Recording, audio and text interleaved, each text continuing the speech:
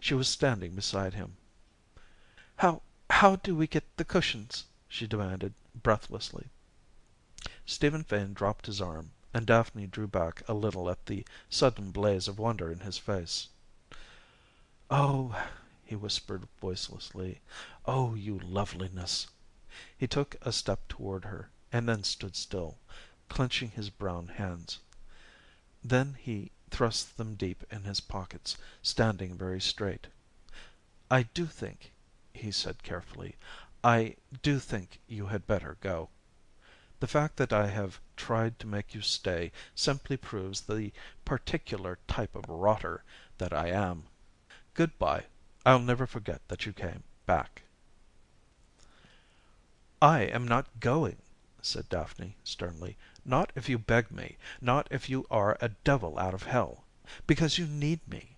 And no matter how many wicked things you have done, there can't be anything as wicked as going away when someone needs you. How do we get the cushions?" "Oh, my wise dryad." His voice broke on laughter, but Daphne saw that his lashes were suddenly bright with tears. "Stay, then. Why, even I cannot harm you. God himself can't grudge me this little space of wonder. He knows how far I've come for it, how I've fought and struggled and ached to win it, how in dirty lands and dirty places I've dreamt of summer twilight in a still garden. And England, England." "Didn't you dream of me?" said Daphne wistfully, with a little catch of reproach. He laughed again, unsteadily.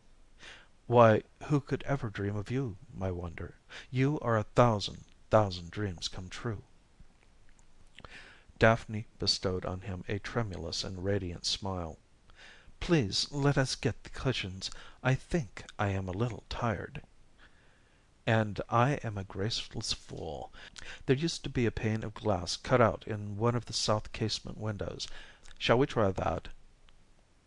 "Please, yes. How did you find it, Stephen?" She saw again that thrill of wonder on his face, but his voice was quite steady. "I didn't find it. I did it. It was uncommonly useful, getting in that way sometimes, I can tell you. And by the Lord Harry, here it is. Wait a minute, loveliness. I'll get through and open the south door for you. No chance that way of spoiling the frock." He swung himself up with the swift, sure grace of a cat, smiled at her, vanished. It was hardly a minute later that she heard the bolts dragging back in the south door, and he flung it wide.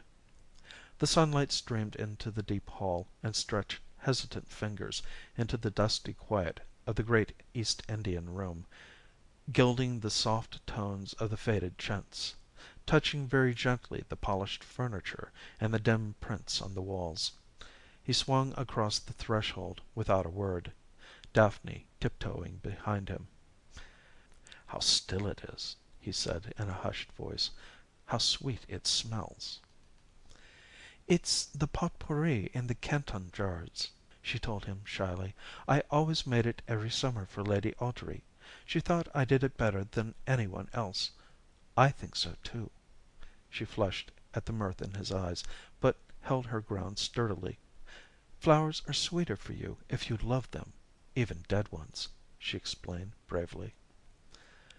"They would be dead indeed if they were not sweet for you." Her cheeks burned bright at the low intensity of his voice, but he turned suddenly away.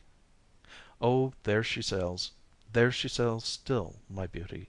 Isn't she the proud one, though? Straight into the wind." He hung over the little ship model, thrilled as any child. "The Flying Lady. See where it's painted on her? Grandfather gave it to me when I was 7. He had it from his father when he was 6. Lord, how proud I was." He stood back to see it better, frowning a little. "One of those ropes is wrong. Any fool could tell that." His hands hovered over it for a moment, dropped. "No matter. The new owners are probably not seafarers. The lacquer chest is at that far end, isn't it? Yes, here. Are 3 enough? 4? We're off." But still he lingered. sweeping the great room with his dark eyes. "It's full of all kinds of junk. They never liked it. No period, you see. I had the run of it. I loved it as though it were alive. It was alive for me. From Elizabeth's day down, all the family adventurers brought their treasures here, beaten gold and hammered silver, mother of pearl and peacock feathers, strange woods and stranger spices, porcelains and embroideries and blown glass. There was always an adventurer somewhere in each generation, and however far he wandered, he came back to Green Gardens to bring his treasures home. When I was a yellow-headed imp of Satan, hiding my marbles in the lacquer chest, I used to swear that when I grew up I would bring home the finest treasure of all, if I had to search the world from end to end. And now the last adventurer has come home to Green Gardens, and he has searched the world from end to end, and he is empty-handed." "No, no," whispered Daphne. "He has brought home the greatest treasure of all, that adventurer. He has brought home the beaten gold of his love, and the hammered silver of his dreams, and he has brought them from very far." "He had brought greater treasures than those to you, Lucky Room," said the last of the adventurers. "You can never be sad again. You will always be gay and proud, because for just one moment he brought you the gold of her hair and the silver of her voice." "He is talking great nonsense, Room," said a very small voice, "but it is beautiful nonsense, and I am a wicked girl, and I hope that he will talk some more.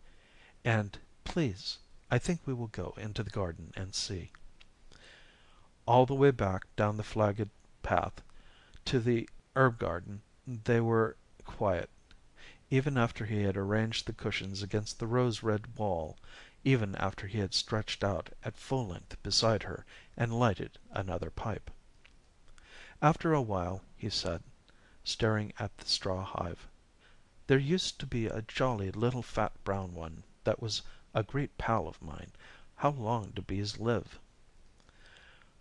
"I don't know," she answered vaguely, and after a long pause, full of quiet, pleasant odors from the bee garden, and the sleepy, happy noises of small things tucking themselves away for the night, and the faint but poignant drift of tobacco smoke, she asked, "What was it about honey still for tea?"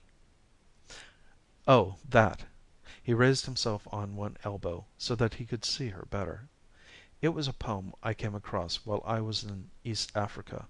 Someone sent a copy of Rupert Brooke's things to a chap out there, and this one fastened itself around me like a vise. It starts where he is sitting in a cafe in Berlin with a lot of German Jews around him, swallowing down their beer, and suddenly he remembers.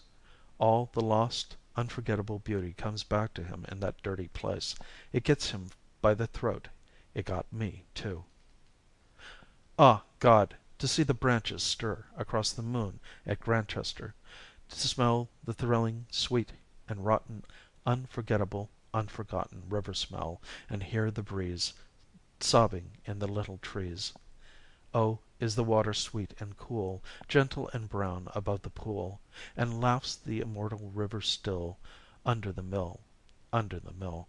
Say, is there beauty yet to find, and certainty, and quiet kind, deep meadows yet for to forget the lies and truths and pain?